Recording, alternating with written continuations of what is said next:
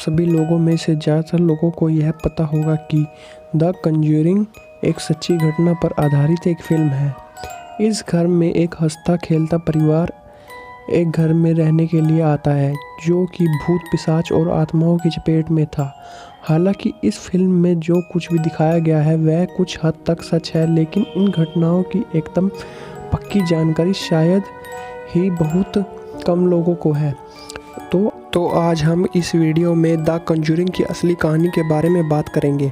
सन 1970 में ठंड के मौसम में रोजर, उसकी पत्नी कोरोलिन और उनकी 5 बेटियां एक फार्म हाउस में रहने के लिए रवाना हुए जो कि हॉर्विल, रोहांड आइसलैंड में स्थित था।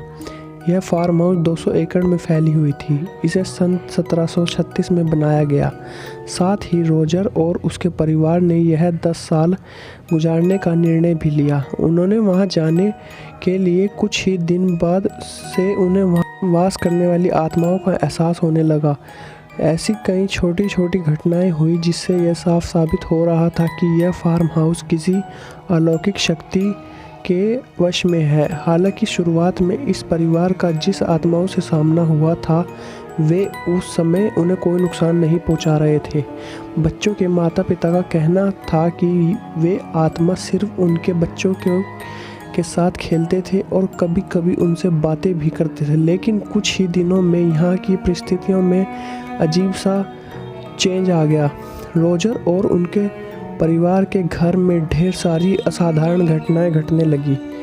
खासतौर पर रात को यहाँ अजीब सी डरावनी आवाज़ें आती थी। घर की दीवार पर लगे फ़ोटो अपने आप गिर जाना, सामान का अपने आप जगह बदल लेना, यहाँ तक कि कई बार बच्चों के बेड हवा में उड़ते हुए भी दिखाई देते थे। इन सारी हरकतों से यह परिवार काफ़ी घबराने लगा।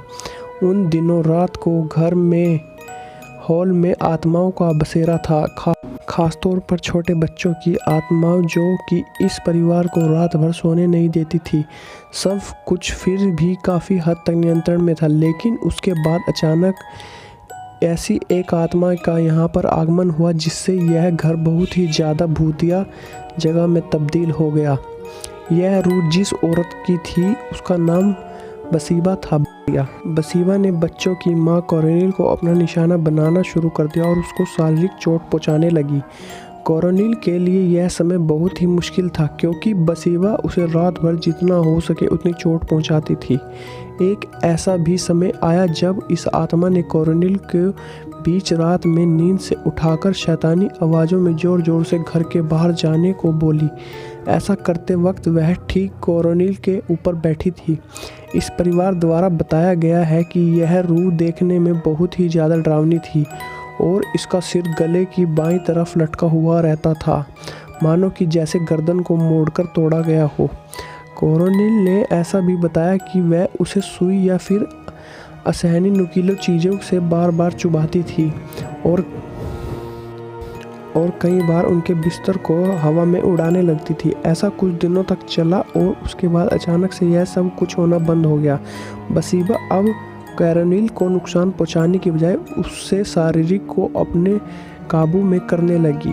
वह उसके शरीर में धीरे धीरे अपना अधिकार जमाने लगी, कामयाब भी होने लगी। अगर हम बसीबा की निजी ज़िंदगी में झांकने की कोशिश करें जब वह जिंदा थी तो हमें इसका पहलू की हर कड़ी को जोड़ते हुए दिखाया जाता है। बसीबा थेयर का जन्म सन 1812 में रोहान आइलैंड पे हुआ। 10 मार्च 1844 में बसीबा की शादी एक ऐसे व्यक्ति से हुई जिसका सरनेम शर्मन था और वह लोग अपनी शादीशुदा ज़िंदगी बिताने इस फार्म हाउस पर आए थे।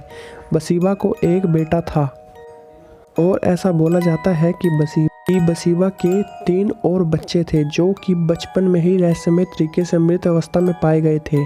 इन सारी घटनाओं के कारण गांव में ऐसी चर्चा होने लगी कि बसीबा एक डायन है जो कि अपने ही बच्चों की आहुति देती है और उनके आत्माओं को शैतान के हवाले करती है। यह बातें इसलिए भी फैलाई जा रही थी क्योंकि जब बसीबा की एक बेटी मृत पाई गई और स्थानीय पुलिस कर्मचारियों ने जांच की तो उन्हें पता लगा उस बच्ची के सिर में किसी ने जोर से सुई चुभोई थी जिस कारण उसकी मृत्यु हुई थी। इस सब के बावजूद बसीबा के खिलाफ कोई सबूत नहीं मिला, जिसके कारण कोई उसका कुछ नहीं बिगाड़ पाया। सन 1885 में बसीबा की मृत्यु हुई। उसने खुद को फांसी लगाकर अपनी जान दे दी। उसने ऐसा क्यों किया यह शायद कोई भी नहीं जानता। बार बार इन घटनाओं की वजह से रोजर ने वॉरेन की मदद लेने की सोची। वॉरेन उन दिनों में अपनी पैरानॉर्मल रिसर्च और थ्योरीज को लेकर काफ़ी मशहूर थे। उन्होंने कई लोगों की मदद करके उन्हें आत्माओं को चुंगल से बचाया था। जैसे ही वॉरेन ने उस घर में प्रवेश किया, उन्होंने वहां असाधारण शक्तियों का एहसास हुआ। वॉरेन को यहाँ पता लगाते देर नहीं लगी कि कोरोनिल के शरीर में अब उसका कब्जा नहीं बल्कि किसी बहुत ही ताकतवर और शैतानी आत्माओं के कब्जे में था। वॉरेंस ने यह तय किया कि वे पूरी घर की तहकीकात करेंगे और आत्माओं को दूर भगाएंगे। यह कदम उन पर ही भारी पड़ा, क्योंकि ऐसा करने से आत्माएं और भी चिढ़ गई और घर के सामानों को इधर उधर पटकने लगी। फिल्म में हमें ऐसा दिखाया गया है कि वॉरेन ने एक्सोर्सिज्म की प्रक्रिया कोरोनिल पर की थी। पर असल में एड और लॉरेन वॉरेन ने एक्सोर्सिज्म किया ही नहीं था।